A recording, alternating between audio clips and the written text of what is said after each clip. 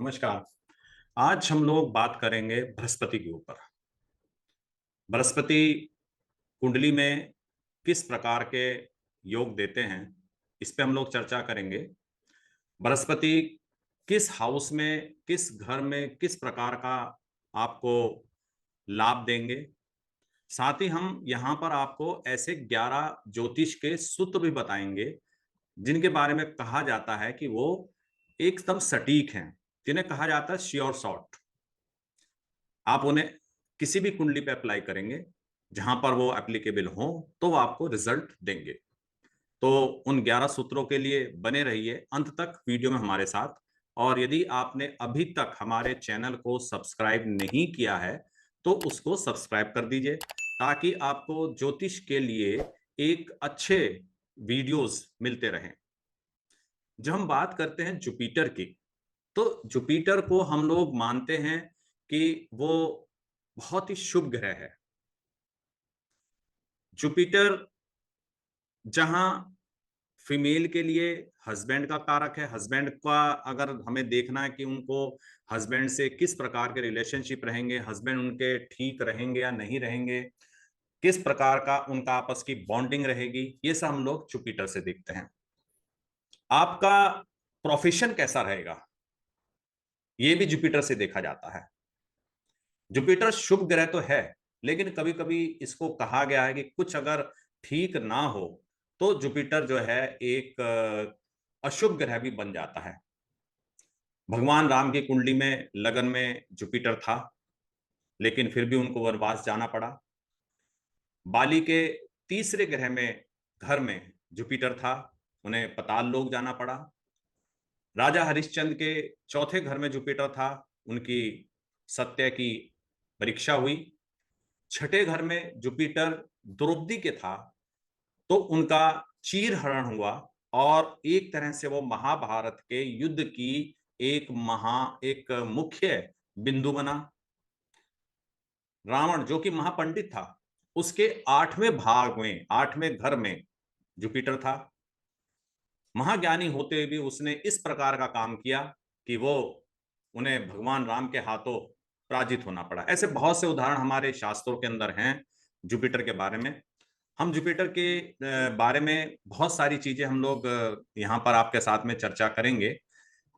सबसे पहले हम ये बताना चाहते हैं कि जुपिटर आपकी कुंडली के अंदर, जब कभी भी आप देखते हैं कि हमें किसी चीज के अंदर विस्तार करना है, कभी भी आप अपने प्रोफेशन में विस्तार करना चाहें, तो वहां पर हम जुपिटर को विशेष तौर से देखते हैं, क्योंकि जुपिटर विस्तार का ग्रह है।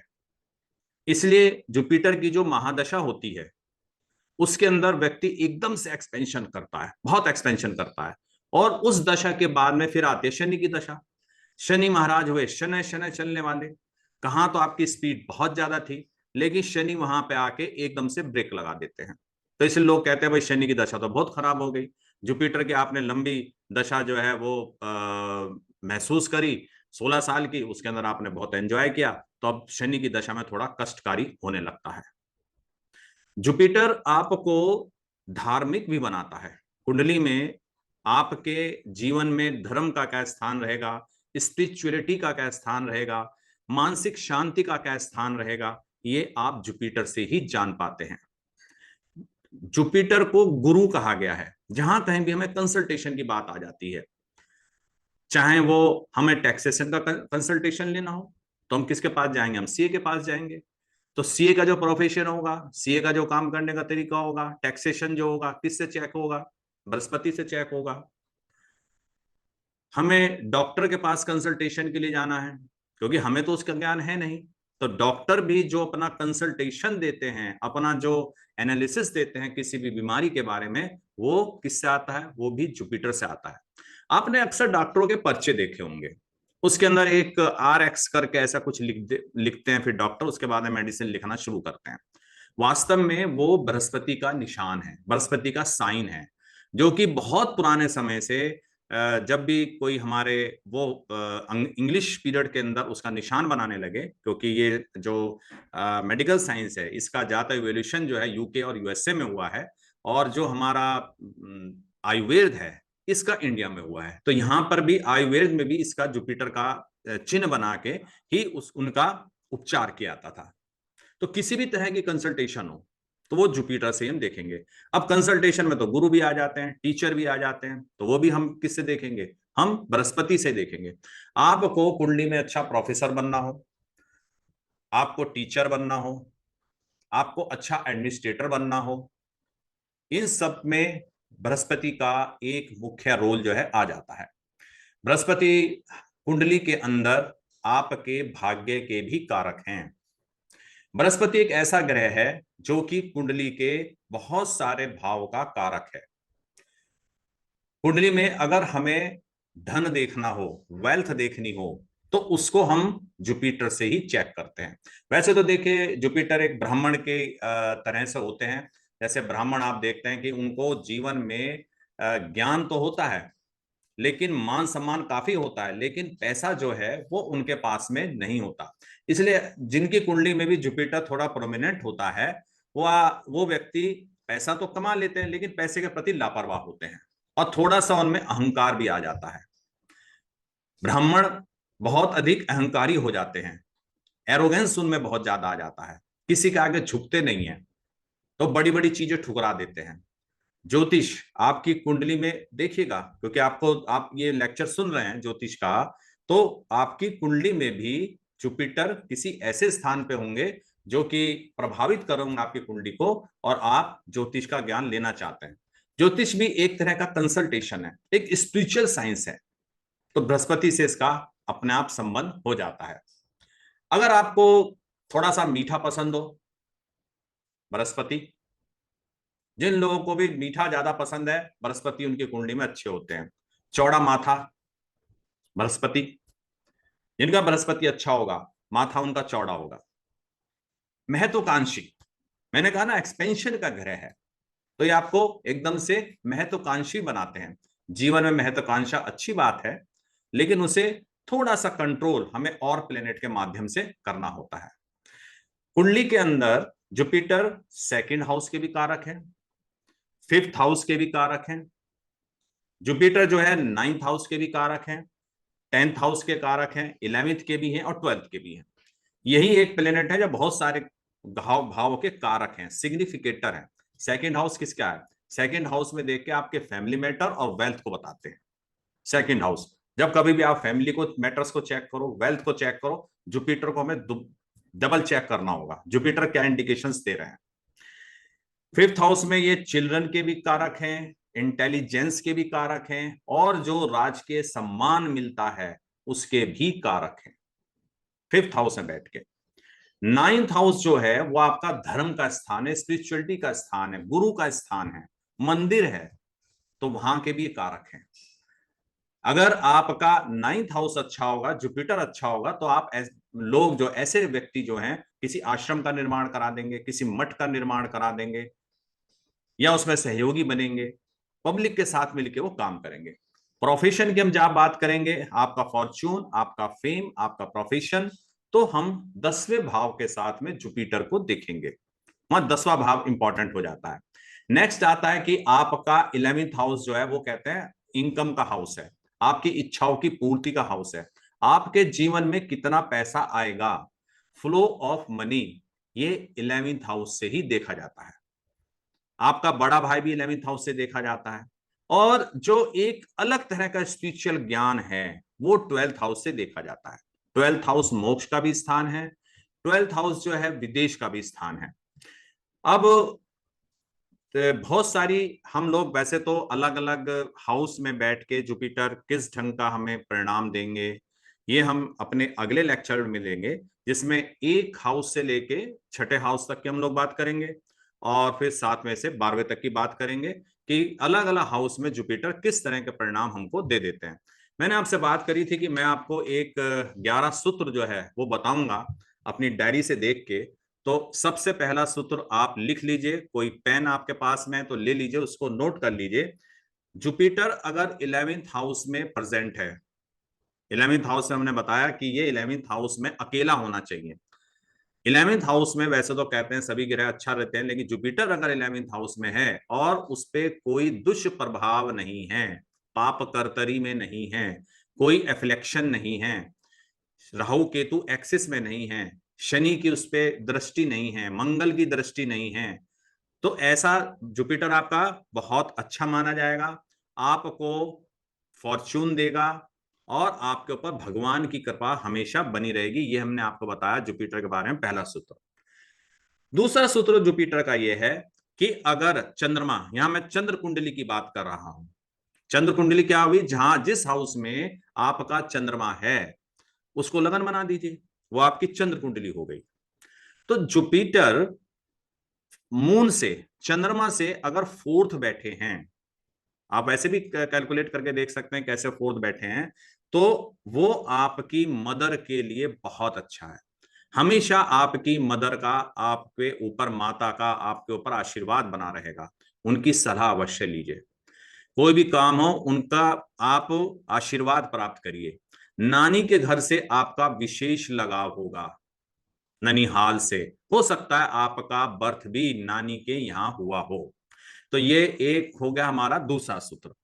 अब तीसरा सूत्र हम लिखे, तीसरा सूत्र ये कहता है अगर चंद्रमा से 7वें या 10वें हाउस में जुपिटर के साथ वीनस हो तो ये आपको प्रोफेशन के लिए और हैप्पी मैरिज लाइफ के लिए बहुत काम करेगा।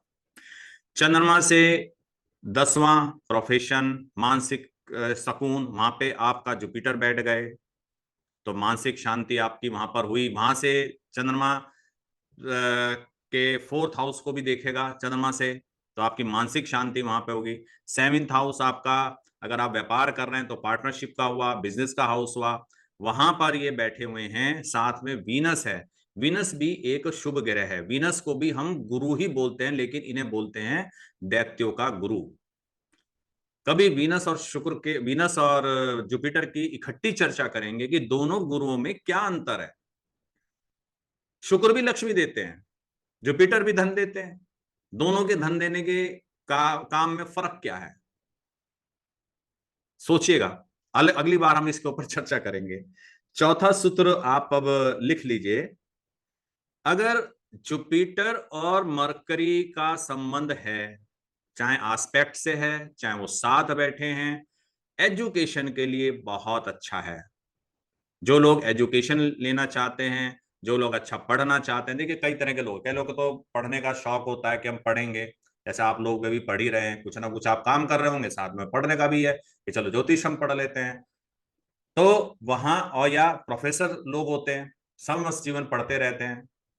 कुछ लोग कहते हैं भाई कब ये पढ़ाई हमारी खत्म हो, हम पैसा धंधा कमाने में लगे। वहां पे जो है जुपिटर का रोल नहीं हो जाता है, वहां पे अभी हम बात कर रहे थे शुक्र की, शुक्र का रोल जो है वो मुख्य हो जाता है। तो अगर ये होगा तो ये आपकी एजुकेशन लाइफ जो है, जिस बच्चे की कुंडली में होगा देख लीजिए, तो उसकी एजुकेशन लाइफ जो है बहुत अच्छी चलेगी, मेरिटोरियस जो है उसको बनाएगा। जुपिटर के बारे में छठा सूत्र, पांचवा सूत्र, अगर जुपिटर और शनि का संबंध हो जाए बहुत अच्छा है स्पिरिचुअल लाइफ के लिए, रिलीजियस लाइफ के लिए। मतलब वो शांति उनके दिमाग के अंदर एक लगातार बनी रहेगी। एक एक्सपेंशन का ग्रह है, एक थोड़ा सा शांत ग्रह है, दोनों मिलके आपकी स्पिरिचुअल पावर और कहते हैं कि जो मोक्ष है, सदगति है, वो भी इसमें अच्छी मिलती है। छठा सूत्र अगर हम लिखें, जुपिटर अगर लग्नेश है, लग्नेश कब होगा, जब आपका सेजिटेरियस लगन होगा या पाइसेस लगन होगा, और वो 8वें घर में जाके प्लेस हो जाएं। 8वां घर वैसे अच्छा नहीं है, लेकिन जुपिटर घर वहां प्लेस हो जाते हैं लग्नेश होके, तो दो चीजें हो सकती हैं, आप ज्योतिष भी हो सकते हो, आपको गड़ा धन भी मिल सकता है, आपको वेल्थ मिल सकती है, आपको अनअर्न मनी मिल सकता है। अगर जुपिटर जो है आपको लिगेसी के अंदर पैसा मिल सकता है अगर वो 8th हाउस के अंदर हैं। सेकंड हाउस पे आस्पेक्ट जाएगी, और सेकंड हाउस जो है देखिए वेल्थ का हाउस है, 11th पे भी आस्पेक्ट रहेगी, सॉरी 12th पे आस्पेक्ट रहेगी। तो ये हमारा सूत्र हुआ छठा।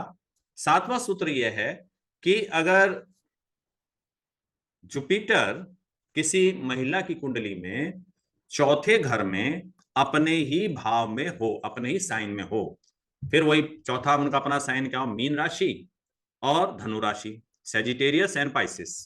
अगर चौथे में अपने घर में है तो वो कहा जाता है ना, जो एक हम एक आइडियल पिक्चर बनाते हैं कि एक महिला इस प्रकार की होनी चाहिए, उसका घर में उनका पूरा होल्ड है, लोग बाग उनसे पूरा उन्होंने घर को संभाला हुआ है, सब उनका बड़ा सम्मान कर रहे हैं, तो उस तरह की बातें जो है वो आपको देखने को मिलेंगी। आठवां अगर हम देखें, अगर जुपिटर 6 हाउस में वीक हैं, रेट्रोग्रेड हैं, तो पुत्र दोष कहा जाता है। लेकिन इसको अगर हम व्यवहार में देखें तो हमने ये देखा है कि पुत्रों से सुख नहीं मिलता, अनबन बनी रहती है बेटों से। और कोशिश हो अगर इस तरह का कोई हो तो इस तरह का आप व्यवहार रखें कि थोड़ा सा अलग अलग आप अपना रह लें, तो उससे क्या होगा कि आपस में बनी भी रहेगी और मतलब डिस्टेंस ही बना रहेगा, तो और वैमनस्य भी कम होगा। दूसरे, उनके काम काज में आप ज्यादा दखलंदाजी ना करें, वो पसंद नहीं करेंगे।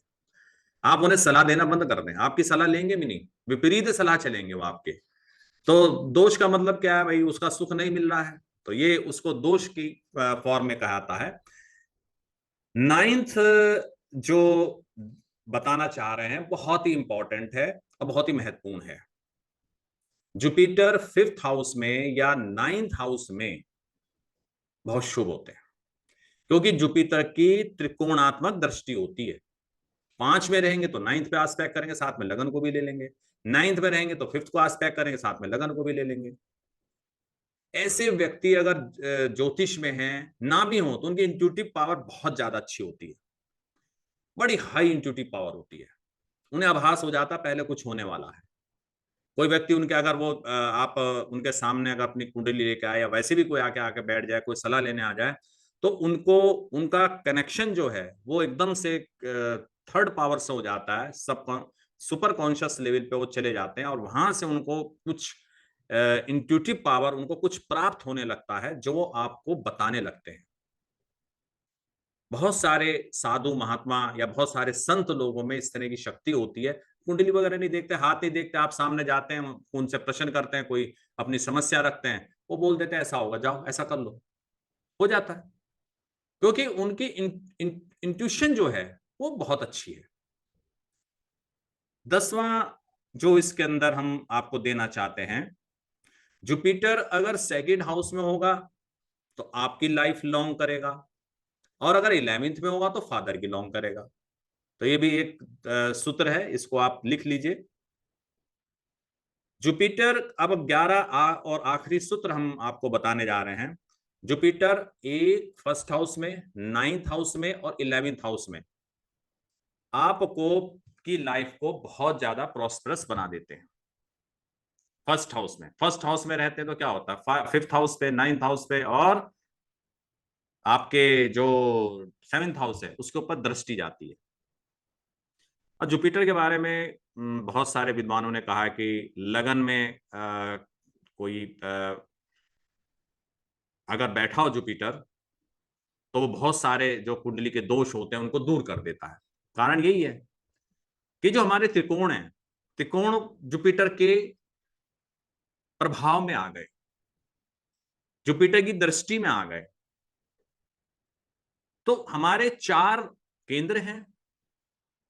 तो 1st हाउस में बैठ के जुपिटर ने 2 तो केंद्र कब्जे में कर लिए और तीनों त्रिकोणों पे उसकी प्रभाव आ गया। इसलिए 1st हाउस के जुपिटर का इतना महत्व है। इसी तरह से 9th हाउस में अगर जुपिटर होगा तो 5th हाउस पे भी उसने उसका एस्पेक्ट रहा, 5th के साथ में 9th में बैठे और 3rd हाउस को भी एस्पेक्ट करेगा और लगन को भी करेगा। 3rd हाउस जो है वो एक तरह से आपका करेज है, आपका टैलेंट है। यहां बैठ के व्यक्ति जो पूर्व जन्म का उसके अंदर का टैलेंट है उसको जगाता है, और जगाने के बाद में उसको जब वो करने लगता है ना, पहले उसको एकदम से हॉबी बनेगा कोई काम, और हॉबी बनने के बाद में फिर उसमें वो धीरे धीरे उतरेगा, और जब उसमें उतरने लगता लगता है पहले किया हुआ यार मैंने, ये मैं जानता हूं इसको। अक्सर जो आप कभी स्पिरिचुअल लाइफ में जब चले जाते हैं, आप किसी रिलीजियस लाइफ में चले आते हैं, जब थोड़ा सा गहरा उतरते हैं तो आपको लगता है अरे ये तो लगता है पहले कभी हो चुका है मेरे साथ, याद नहीं आता लेकिन लगता हो चुका है। तो इस तरह की भावनाएं हो जाती हैं। 11th हाउस में जब जुपिटर होंगे तो वो आपके 5th हाउस को भी देखेंगे। 5th हाउस से बैठने के साथ साथ वहां से वो 7th को देखेंगे और फिर 3rd को देखेंगे। यहाँ पर थोड़ा सा यही है कि जो मनी मैटर्स में ये कॉम्बिनेशंस ज्यादा, तो इसलिए प्रॉस्पेरिटी के ऊपर हम लोगों ने इस पर बात करी है। तो आज हम लोगों ने थोड़ी सी एक चर्चा जुपिटर, जो जुपिटर के ऊपर तो मैं देखता हूँ कि इतना सारा लिटरेचर है, कहाँ 10-20 मिनट के लेक्चर के अंदर हम लोग आपसे डिस्कस कर पाए। इतना सारे अनुभव हैं, शेयर भी नहीं कर पाएंगे, धीरे धीरे हम लोग शेयर कर पाएंगे। तो अभी तो आज हम लोग अपनी चर्चा को अभी विराम देते हैं। ये जो हमने 11 सूत्र बताए हैं, इसको थोड़ा सा और आप अपना कुंडलियों में लगाइए, अपने कुंडली में लगाइए, अपने परिवार की कुंडली में लगाइए, और हम नेक्स्ट उसके अंदर फिर आपके साथ में जुड़ेंगे और अगला सीरीज में हम लेके आएंगे जुपिटर 1st हाउस से लेके 6th हाउस तक आपकी कुंडली के अंदर किस प्रकार का रोल प्ले करते हैं। आज के लिए इतना ही। नमस्कार।